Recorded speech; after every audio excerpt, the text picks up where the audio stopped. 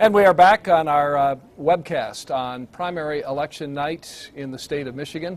I'm Dave Llewellyn, along with Channel 7 editorial director Chuck Stokes. We're off and running. Polls closing. We are. Polls are closing. It's been a long day. We are thrilled to be joined by the longtime congressman from Detroit, the Democrat, John Conyers, hoping to win his primary tonight and then win again in November to continue the legacy and the history in the U.S. House of Representatives. Congressman, thanks for coming tonight. Pleasure. I'm the second most senior member in the House of Representatives. But there are no results in, gentlemen. No, but I hear you. I hear maybe you've been doing a little polling, and you may have some indication of where you're at. And we did some polling the other day, and it had you at about 56% of the vote. If that all holds up, or 52, somewhere in that neighborhood. So worse and worse. I didn't know about. I'm glad I didn't know about that. You didn't know about that, all right? And I understand there's been some robocalling going on, and you got some good posters working for you, checking to make sure that things go the way they want to go. If these numbers hold up, what does it say to you, Congressman, after having gone through a tough race, redistricting?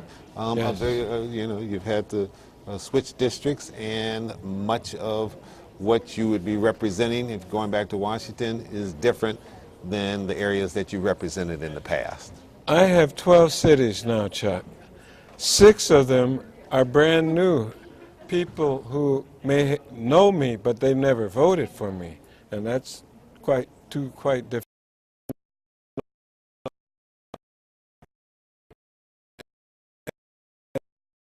And going to churches and labor leaders and community activists in places that I had never been before.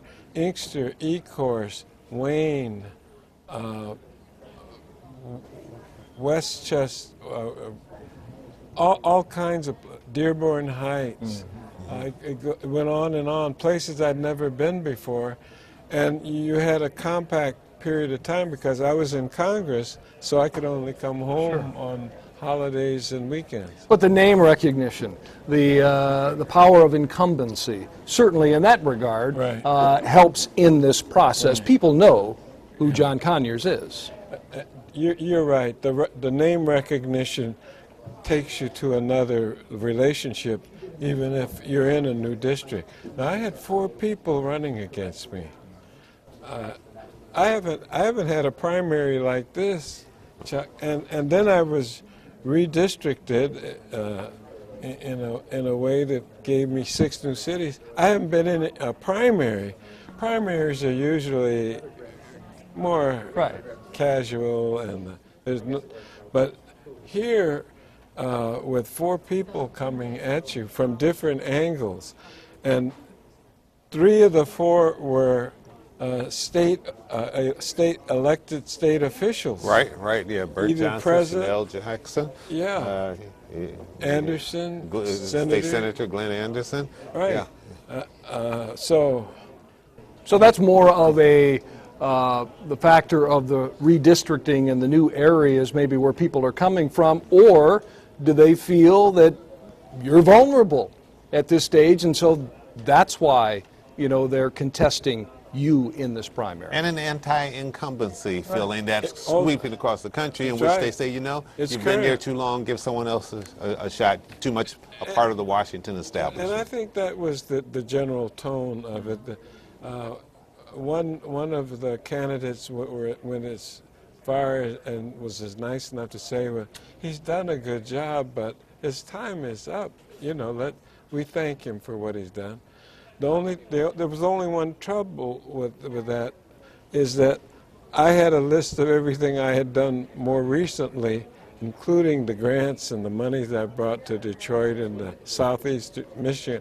So we were prepared for that, and then I happened to be the original author of the Full Employment Jobs Bill, H.R.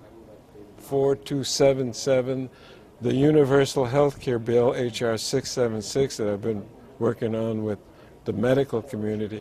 So I have some big things that we want to get to if we come into the majority in the House again. Congressman, going through a race like this, does it re-energize you, or does it make you want to say, you know, if the numbers hold up, I'm glad I got through this, but darn if I want to go through this again 2 years from now? You know, I don't know if you remember Congressman Andy Jacobs from Indiana, who we were going back from the votes on the floor one day, and he said, John, these shoes just don't fit anymore. There is a time when a member says, I don't need it. Me, I still love the job because I've got so many objectives I'm trying to move along the line that maybe in November we will resume a majority and be able to get some of my bills through in the House. All right. It's been a long trip, a long ride for sure, attempting to win another 2-year term in the House of Representatives. Congressman John Conyers, thank you so much for spending a few minutes with us tonight. Thank you, Congressman. Appreciate it. I guess this is probably your first interview of the night after the polls close, and we appreciate you coming here at Channel 7 and sitting down with us. Well, I want to see the figures. I'd like to see what I did, because we said that, look, if you're going to win, Chairman Conyers, win big. Well, with 4 people... We'll split that vote up some. It's kind of hard to do that. With 4 people, everybody gets a little percentage there. Right. Yeah, on splinters it up. We'll be watching the results along with you, Congressman. Thank you so much. And